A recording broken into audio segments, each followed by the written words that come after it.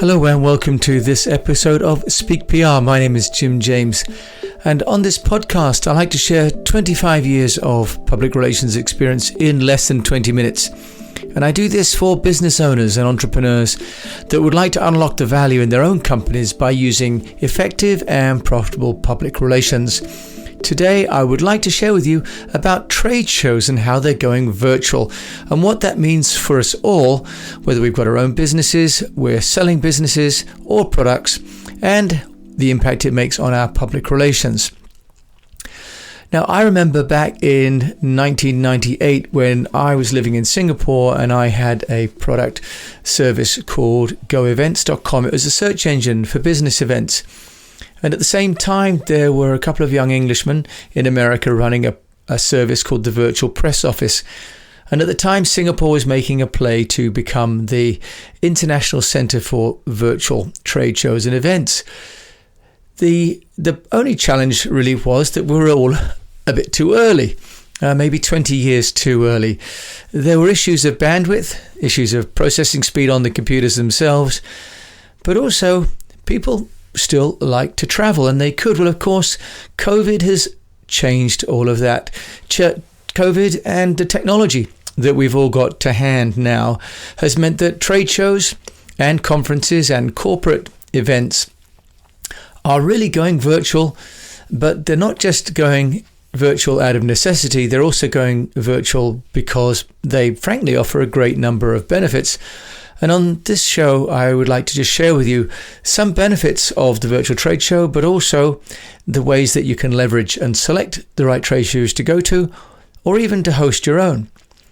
Now, some 20 years ago, virtual events were mocked and laughed out of the industry, says Jeremy King, who's the CEO of Festival of Media and Media Marketing Global, and also a member of the Virtual Events Institute Advisory Board. Now, in America, they started this Virtual Events Institute to really gather all of the players that are both providing the platforms and all the event organizers together. Now, Jeremy King went on to say that it's great to see virtual events forced back onto the agenda. Now is their time to shine and forge a legacy way beyond the current situation. It's so much more than rules and governance. It's about human behaviour and virtual events in tandem with live experiences, which will be here to stay. So back in the day, back in 98, when I was running my virtual events listing and my friends from the UK but living in America running their online media platform, we were trying to encourage companies about the benefits of not travelling, the benefits of accountability of digital, the benefits of smaller companies being able to compete with larger ones. And although we didn't think about it at the time, of course, the sustainability benefits, especially when it comes to trade shows. Any one of us that's been to a trade show knows that these are really expensive events from an environmental point of view as well. When I was working, for example, building the Morgan car business in China, we would build a booth, a trade show stand that would be made out of wood and maybe 300-400 square meters, and for a week would be a little village. And anyone that's been to, for example, the Geneva Motor Show knows that there are acres and acres of basically buildings that are temporary. It's a massive waste of resources because most of these stands get trashed again because it's cheaper to build and destroy than to ship, build and ship. So there's really a great benefit actually on many levels to going virtual. But from a public relations point of view, how can business owners take advantage? It used to be that we would go to trade shows and be speculative really. We might in advance try and do some prospecting and arrange meetings in advance. But a lot of the trade show work back in the 90s and early noughts was to check in, register, get the big fat directory, sit down with a cup of coffee, circle all the companies that you hadn't heard of that you wanted to go and find, and then to traipse around the trade show floor hoping the marketing manager or the sales director or whoever it was we were trying to see would be there.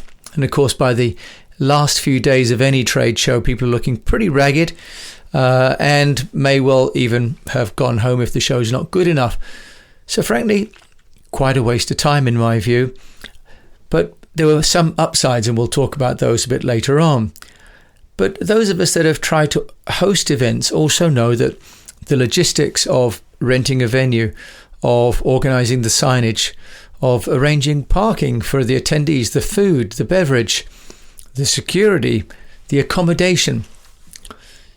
Companies will have full-time in-house event teams. And this is an expensive on-cost for any business. And a lot of the trade show and the conference management time was really on logistics, not on sales and business development. So frankly, I was one back in 98 when I started my GoEvents.com business that was a real fan of going digital. Now, fast forward to the sweet spot of technology and the last decade of the internet, the last decade of mobile phone technology, the last 3 or 4 years with cameras embedded of the kind of value, and now products and services like Zoom, meaning that people are familiar with the practice, but also the technology is readily available for everybody to participate. The co-founder of LinkedIn, Eric Lai, has said that he believes that there's a great opportunity in the virtual and hybrid approach to events, and that he's excited to play a role in advancing the cause, and he's a member now of this Virtual Events Institute advisory board. I was thinking about this whole online and virtual because I'm working for a client called Rosti, and they are a Scandinavian company with manufacturing capabilities in plastics in China and Malaysia. And a lot of their customer base are in America. And so they're going to participate in a virtual event hosted by Assembly Magazine, which is the leading magazine for procurement. And what we want to do and what we can do because of the way that events are taking place now is that we can participate without all of the costs of actually flying to America. So now my client, who's based here in the UK and also in Malaysia, they can have a presence really equal to a company that's, for example, in Minneapolis or Washington, DC. So this Assembly Mag event is going to be hosted in October. It's the first time they've done it as a fully online event. And I think what we are seeing is big events, for example, like the Geneva Motor Show, which was cancelled this year, has actually cancelled next year as well. And the organisers are declaring bankruptcy as far as I understand.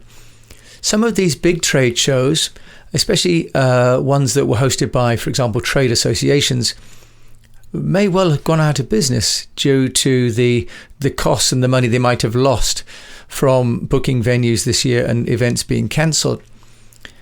But the flexible entrepreneurial event organisers, like the Assembly Mag publishers, have built a fantastic community because they've still got the readership, and they're going to use platforms like Intrado.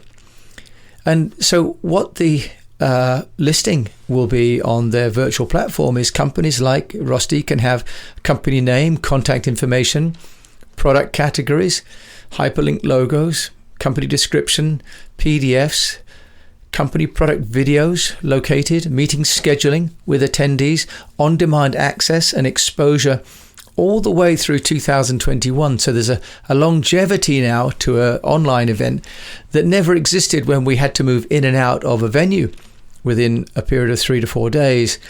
But also the organisers are starting to add in things like email registrations pre and post event. What's then happening, of course, in the traditional world from a public relations point of view, attending a trade show often accompanied the opportunity to speak at that event, and PR firms would be eager to get clients to speak at these events because the world's media would also be at the event. Now, of course, the media could still be at the event without traveling. They could probably see and get to a great deal more press briefings and interviews than they could when they had to go, for example, in Las Vegas to the NAB. They would walk miles and miles and miles to go to all the different press conferences that would be scheduled every 15 minutes for them. So there are companies now like Swapcard.com that are providing amazing big platforms. Intrado is another one. Intrado was formerly West Communications, and they're hosting as well these multiple events. Now, if we look at the role that public relations firms can play is to help clients to understand which platforms are going to deliver the best engagement, the best delivery. But some of these platforms like Swapcard, which is apparently trusted by some 1,000 leading conference and exhibition organizers, they have conferences, exhibitions, corporate events, and congress platforms. And they're offering agendas, live streaming, audience response, including polls and surveys, networks, one-to-one videos, group chats. And what's very interesting then is that they're understanding that there are some areas where events have structured content and structured opportunities to present, for example, products and services, a bit like having a trade show floor where there would be booths and people walk around. But also there would be offline, there would be conferences taking place and working groups. But also there would be the large number of one-on-one meetings that people would be having, for example, in the coffee lounge of the official hotel or in the business centers. With a product, for example, like Swapcard, which is quite interesting, the business model has also moved on. In the old days, we used to have to book a space at a trade show, different size booths, and they would be more expensive the smaller they were. And it was very inflexible and also very costly, frankly, because one had to then book the space and then either take a shell scheme or build your own stand and so on. And obviously, if you didn't get a good spot, you could be by the toilets and meet nobody except for those people desperate to go there. So now with, for example, this platform Swapcard, they have a free app. So we can actually start to experience as an organizer.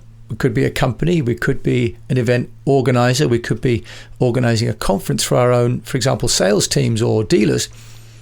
And they offer a free networking app, which allows event networking, onboarding emails, registration, email and chat support, and a free API in case you want to plug that into your website. So it's very powerful. Now, what they also do is they have an event app and matchmaking service powered by AI. And this is just $2 per attendee. And I think this is beautiful because when one went to a traditional conference or exhibition, you paid the same price whether it was a good show or a bad show. You paid by space, but actually no one really measured the performance of a show by space. It was by number of leads. So for just $2 per attendee, we could host an event ourselves and invite people to that event.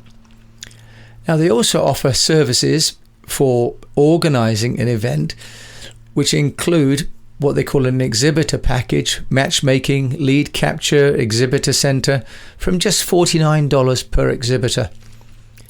So this is a wonderfully scalable service, which means that if we want to organize, for example, a niche event, a new startup event, we can do that without booking an expensive venue months in advance, without needing to make commitments to vendors, for example, like contractors, electricians, and so on.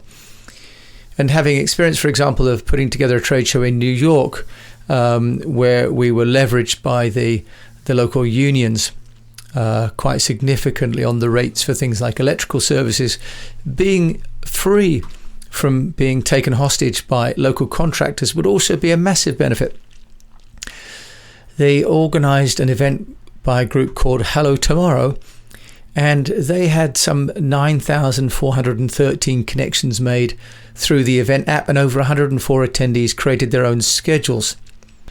SwapMeet is not by any means the only provider. There are others with names like AirMeet, Big Marker, ConnectsMe, BoomsSet, Attendify, all with different levels of services, connectivity, integration, and so on. So for those of us that are looking to attend events or to help clients to attend events, looking at the nature of the platform is now a little bit like looking at the venue. So we used to have to look at the venue and see, for example, the facilities for move-in or take-down. We had to look at the venue for proximity to the airport or to the storage facilities, for example, or to the hotel. And also look at things like breakout rooms. These new platforms like AirMeet, Big Marker and so on are creating virtual spaces which are then infinitely flexible. There's a company called smartexpo.com which is actually for the event organizers themselves. And if we want to organize our own events, you can use a platform like Smart Expo, which provides analytics to boost the performance and the profitability of a particular trade show or conference or an event. So they have a suite of applications which really helps to analyze the performance of these different events and the different services that we might provide or you might provide to clients. Interestingly, they also provide the facility for automated price optimization and budgeting and forecasting and margin improvement. So these things, when I used to do public relations for trade shows, which I did in Singapore, for example, for the Asia Boat Show and the Asia Print and Packaging Show, the big anxiety for the trade show organizers was selling enough space at enough price to get the venue prices covered. So they would set prices based on the cost of the venue, not on the price and the affordability or the competitive landscape of other shows.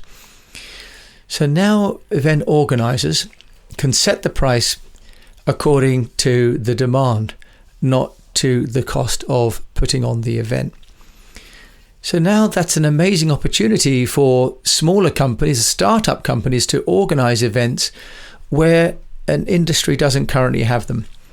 And as we're seeing, there are many new events and new categories that have arisen due to COVID, for example, or due to sustainability, where there were not events before, but there could be. And these platforms enable smart and entrepreneurial event organizers to organize those.